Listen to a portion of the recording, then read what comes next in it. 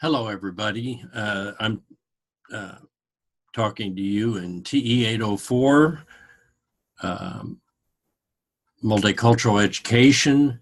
This is a little introduction. I just wanted to mention a few things about the syllabus. And of course, your first assignment is that culture map. And I'm going to talk about that. In fact, I think I'll start with that first. The purpose of that culture map is I want you to use this or consider this as a strategy in your future classes when you work with kids from wherever they're from. The idea is that you can have children of any age up to adults who can draw something about, and you can choose, the neighborhood where you grew up, or especially if you're dealing with a fourth grader, well, it's where they're at now. But in this assignment, you may choose where you grew up, or you may choose to talk about where you live now. For instance, I live in Nebraska now for 17 years, so I'd probably do my map about Nebraska, even though I grew up in Missouri and lived in Oklahoma for a while. And I definitely wouldn't do Oklahoma, but I might do Missouri, but Missouri's changed a lot. So I would choose that area. And you can make this map on 11 by 17 or a poster board. I want you to make it nice and colorful. You can use symbols. I've given you examples on that assignment, that first assignment. And then what I want you to do is write a three paragraph substantial discussion answering some of those questions about your background, diversity, your career. The purpose of it is actually to break the ice and also to show you that this exercise can be used with children. It has to be adjusted. You can't have a third grader write a 3-paragraph essay about themselves. But you could have some kids discuss it and show it to the class and put it up on the wall. And the best thing I like about it is it's really useful to me in dealing with you in this class because I want to know about you. And it's not really very efficient if we're not in the same room for all of us to just go around in a corner in a circle and talk about ourselves. A lot of times people forget it anyhow the first day, and then there's too much going on, too much data. But you could use something like that map and then come up with assignments from it. For instance, if you're dealing with the ESL kid and you know where they're living in town and some of the locales, the places where they go, maybe their church or the YMCA or an old haunted house on the corner, whatever, you can actually personalize assignments and have the student write about something that they know a lot about. Because it's when you write about something, you don't want to tell people to write about something they have no idea what it is. It's kind of pointless. So I like this assignment because you can use it to create other assignments. You can use it to have kids converse, talk about, their neighborhood or their cultural background.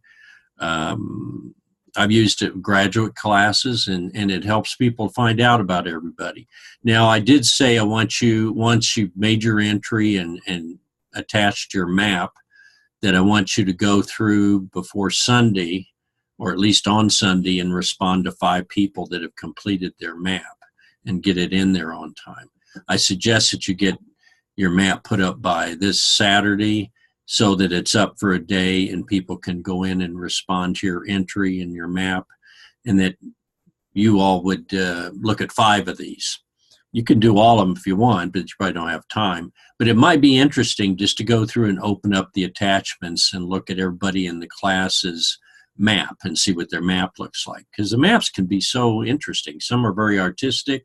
Mine are terrible. You can see the samples I've given you. They're not beautiful. The one on Kansas is kind of plain. But some people draw detailed maps and put a lot of effort, and others scribble something. But I do want you to make it bright enough that when you take a picture of it and attach it as a photograph, however you want to do it, to your entry on the discussion board, that it be visible. Don't use light pencil lines. Okay, that's all I have to say about the map. The course in general, 804, we're going to be looking at resources. We're going to be looking at strategies. to deal with the kind of diversity you find in your room, and to help you help your students think about diversity. I intentionally include some videos and discussion about conflicts. If you're in Nebraska in the United States, I don't know where everybody's from yet, but I'll do a little profile and figure out where everybody is. I'm working on a plan to kind of create a map of my students with some notation, so I kind of get some key ideas. And if I work out something reasonable, I'll show that to you, and you could use that to kind of keep track of your own students. I'm a little older now, so I have to actually write things down. I can't just recall it all. Okay, so the class itself, we're going to have 2 books. The Middle of Everywhere by Mary Pfeiffer is she wrote, oh gosh, now I forgot. She wrote a book about counseling and renewing the life of young women in school. Raising Ophelia, I think it is. I know it's Ophelia. I can't remember the title of it. Forgive me.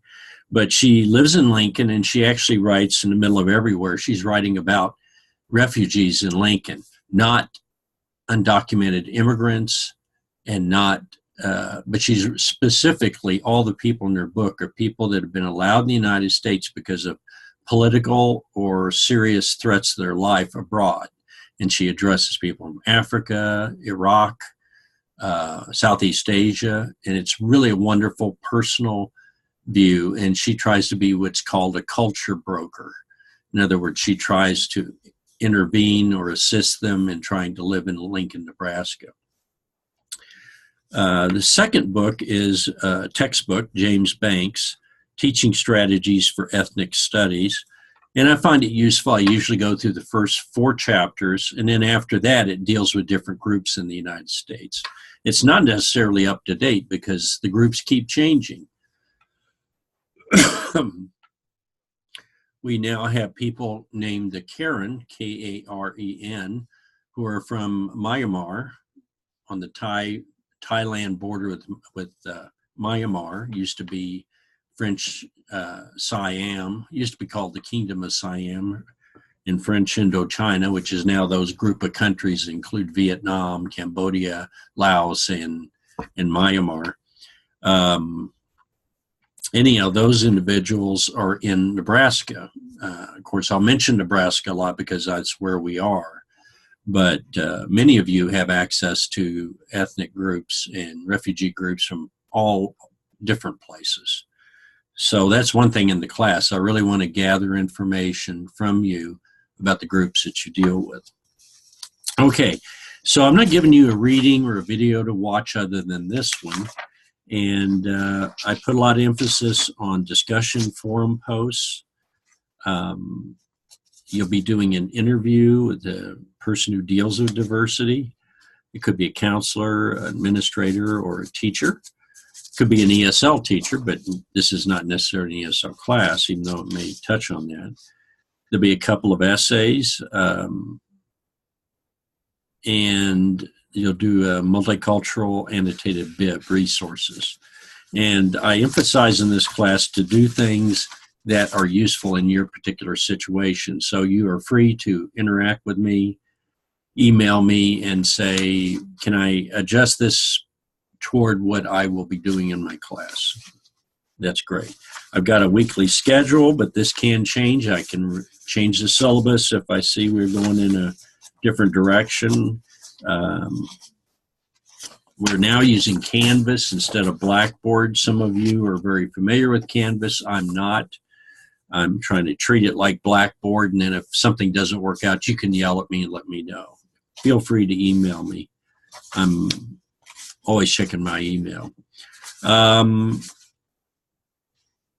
then we got in the back, issues of, they've now added issues, as you know, about the harassment, sexual harassment, and it's suddenly become a much bigger issue than it used to be. And I'm thankful for that because a lot of things went on and it was just ignored. Now people like Matt Lauer and stuff, they're just gone, just like that. And before that, no one could touch them.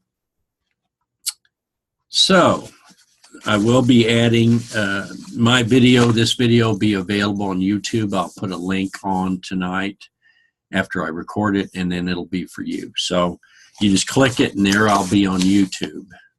I try to keep these fairly short. I don't want to go over 20 minutes, but sometimes I just talk too much. If you have any questions, feel free to email me. I really put great emphasis on this culture map, and I want you to invest some serious time in it. And also make sure to respond to at least 5 of your classmates. This is how we build community on here. I know when I first taught students in online classes, the concept just hadn't settled in. It was just, they gave me the class, they said it's online. What does that mean, you know? And I eventually started using video to personalize it. But at first, it was almost like correspondence. I send you an assignment, you send it back, I grade it, send you another assignment. And I found it completely unappealing. I'd much rather have students sitting in front of me. But I made some adjustments. I think it's going much better, especially since I saw the evaluations from the last few semesters, and the videos are good. I do expect you to get the assignments in on time. I've had people that they just don't get these assignments in, and then they kind of give me an excuse after the fact. But you have rights as a student. If you're ill or something, get up front, and I'm a reasonable person. Let me know what's going on. But we shouldn't assume that's going to happen. We should assume you'll be able to get the work done. I'll be able to grade it, and we'll all be very efficient about that. I think that's about all I have to say to you. So I'm going to cut this off right now. I will tell you a little about myself. I have been teaching for a number of years in universities in Missouri, Oklahoma, and here at UNK for the past 18 years. My background is I started out at Truman State when it was called a teacher's college back in the old days, and that's in Kirksville, Missouri, if anybody's been by there. I grew up in Macon, Missouri, which is kind of between Kirksville and Columbia, and it's not too far from, it's about one county over from where, or two from where Mark Twain was born, one of my favorite authors. I like to think, oh, if I could be a modern Mark Twain, but we didn't have river boats, so I never got that kind of experience. I like literature. You can see all the books behind me. The strange hat up here over this shoulder, right here. Plants, books, and I read everything. I have a lot of children's books down here on this corner, and I will show you some of those for multicultural. Obviously, literacy is everything to me. If you don't read, then, and I realize reading on a computer counts, but it's not as good as having books, in my opinion. So I like English. I like literature. English, not just as a language, but as to read English. American literature. I like politics, although I'm very depressed about it. I like international issues, pretty depressing too. I speak some Spanish fairly well, and learned it all in high school from a really good teacher, and I maintained it. Despite all the attempts to lose it, I managed to keep it. I'm a big believer in diversity, and in a healthy diversity. I don't mean in mindless diversity. You have to see diversity as a resource, not as an issue that's going to mess up your school or make it difficult to teach. So it's a mindset too, very much. I have a Three Stooges clock you may hear on occasion, although it won't blow in this segment because they won't come on until 6. So if you ever hear the Three Stooges song, or Mo yelling at Curly, or nyuk nyuk nyuk, you know it's my clock, not me. I want to thank you, and I'm looking forward to reading all about you. And I try to get everything read every week. So, because it's really enjoyable, these assignments. Thank you.